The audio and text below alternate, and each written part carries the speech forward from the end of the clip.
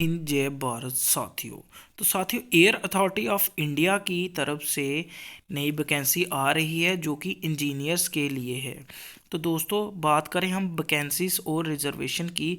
Civil engineer वालों के लिए कैटेगरीज वाइज उन्होंने टोटल नंबर ऑफ़ सीट 62 बताई हैं और इलेक्ट्रिकल इंजीनियर्स के लिए उन्होंने 84 सीट्स बताई हुई हैं। इलेक्ट्रॉनिक्स के लिए उन्होंने 440 बताई हुई हैं और आर्किटेक्चर के लिए 10 बताई हुई हैं। तो दोस्तों, ये आप स्क्रीन पे देख सकते हैं, उन्होंने कैटेगरी वाइज पूरा उन्होंने अरेंजमेंट की हुई है कि किसकी कैटेगरी में कितने सीट्स हैं, जैसे कि आप स्क्रीन पे देख सकते हैं। अब हम बात करते हैं कि डिसेबल्ड सूटेबल फॉर जॉब। जैसे कि दोस्तों, आपको पता है किसी को कुछ डिसेबिलिटी होती है, किसी को कुछ होती है, तो वो उन्होंने सब बताया हुआ है। तो जैसे कोई डेफ नहीं होना चाहिए, बहरा नहीं होना चाहिए, हार्ड ऑफ हियरिंग, किसी को ऊंचा नहीं सुनाई देना चाहिए, लगभग ये चीज़ें सब में सेम हैं। तो आप जैसे कि स्क्रीन पे देख सकते हैं, उन्होंने ये SSTW ये बताया भी हुआ है कि किसी का क्या प्रॉब्लम है, sitting, reading and writing, standing, communication, ये ऐसी प्रॉब्लम नहीं होनी चाहिए, एकदम ओके होना चाहिए। और उन्होंने एक नोट लिखा हुआ है, जैसे कि आप स्क्रीन पे देख सकते हैं, ये देखो आप, उन्होंने नोट लिखा हुआ है कि the number of vacancies is tentative, may increase or decrease at the sole discretion of AAI।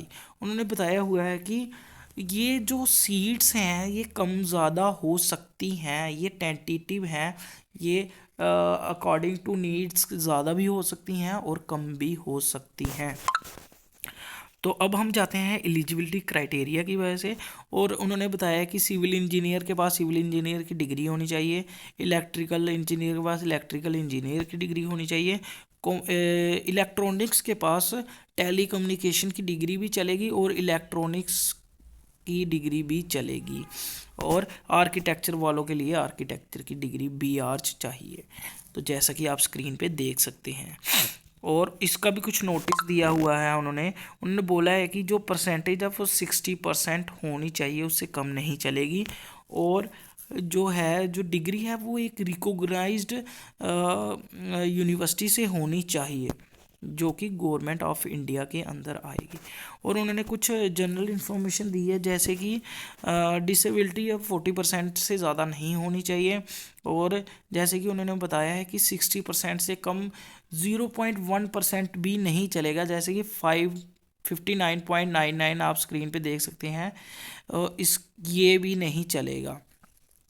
अब बताते हैं कि शेड्यूल क्या है, और जो ओपनिंग डेट है फॉर्म लगाने की वो है 22/12/2022, और क्लोजिंग डेट है 21/1/2023। तो दोस्तों, उन्होंने एक पूरा महीना दिया हुआ है, तो आप जाके इसकी वेबसाइट पे चेक करते रहिए, और जैसे ही 22 तारीख आती है आप फॉर्म अप्लाई कर दीजिए। और डॉक्यूमेंट वेरिफिकेशन का शेड्यूल जो है उन्होंने अपनी ऑफिशियल वेबसाइट का लिंक दिया हुआ है। तो हम बात करते हैं एज लिमिट की। उन्होंने बोला है कि मैक्सिमम एज लिमिट है वो 27 ईयर्स होनी चाहिए।